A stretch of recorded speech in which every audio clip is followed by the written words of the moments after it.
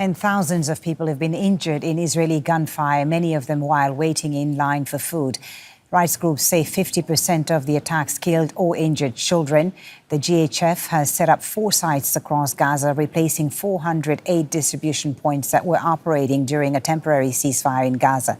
3 of them are in Rafah in the south and another near the Netzarim military corridor in central Gaza, but none in the north.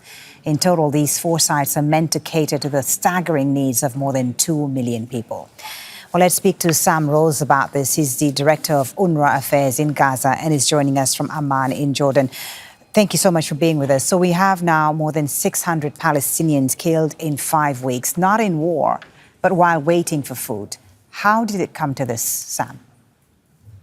I mean, how did any of this come to this, quite frankly? More than 600 days into this terrible, terrible war, there just seems to be an ability to find more and more twisted and horrible ways to kill people.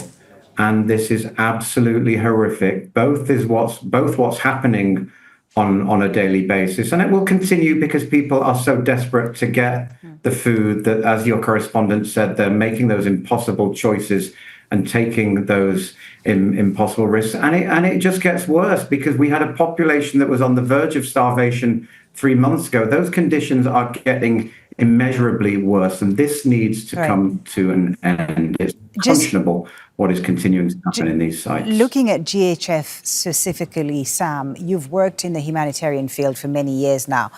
What do you see in GHF's food distribution that immediately signals operational failure to you? It's militarized. It is forcing people to travel long distances through conflict zones to get paltry amounts of assistance, which means that those who are in greatest need are at greatest risk of not being able to get that assistance. It is treating people in an incredibly undignified way. They're forced to travel through cattle pens, essentially, to grab paltry amounts of assistance. These aid sites, they're open on some days for fewer than 7 minutes. This is all, people receive messages over Facebook to tell them that the sites are opening, and then a few minutes later, they close. So there is no meaningful distribution system, no way of ensuring that those people who need the aid are the ones who are getting the aid. It's a murderous free-for-all. You say it's militarized, Sam. Do you think that GHF understands or simply ignores the critical importance of neutral and safe aid delivery?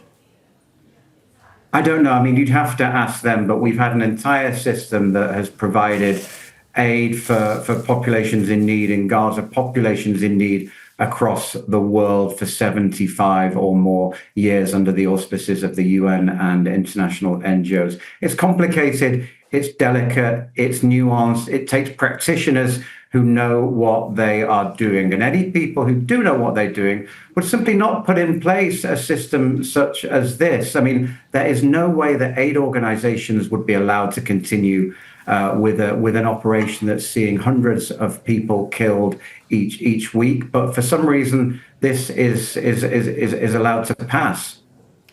What does this level of chaos and tragedy really do to the public's trust in humanitarian aid?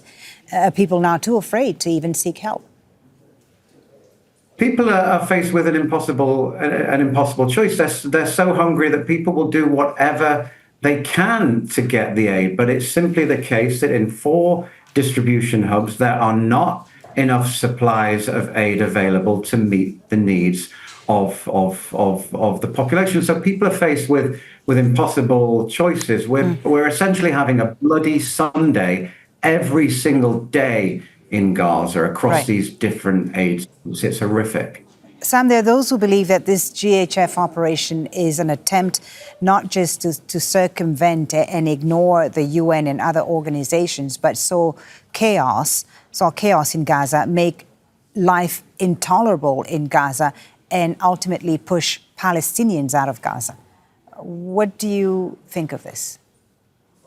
I mean, I can't. I have my own opinions on some of this. But look, what I can say is that, yeah, life is becoming increasingly intolerable by the day for the population of Gaza. And as you know, and as your audience knows, there are multiple things going on at the same time. So every day we have the massacres at the aid hubs. Every day we have new evacuation orders issued. We have large-scale bombardments of families living in tents, of shelters, etc. And at the same time, no fuel is coming in. No fuel means no water. Very few medicines are coming in, which means that the people who are inevitably getting sick cannot be treated. And the means to have a life and have an existence in Gaza are diminishing with every passing day. That is the undeniable reality right now. What the longer-term objectives of any of this are, I don't know. Okay, let me ask you now, because you're with UNRWA, obviously, and we have over 138 organizations now demanding the immediate closure of GHF.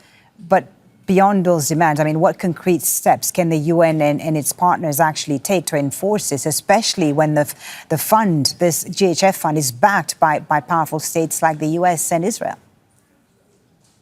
I mean, we can't do anything to enforce it. We can continue to advocate.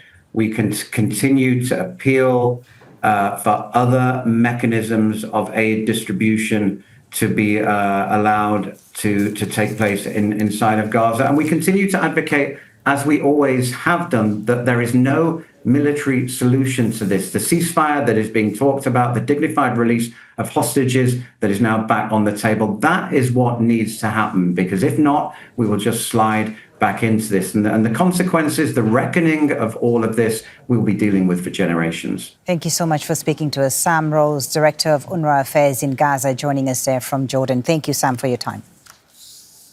Thank you.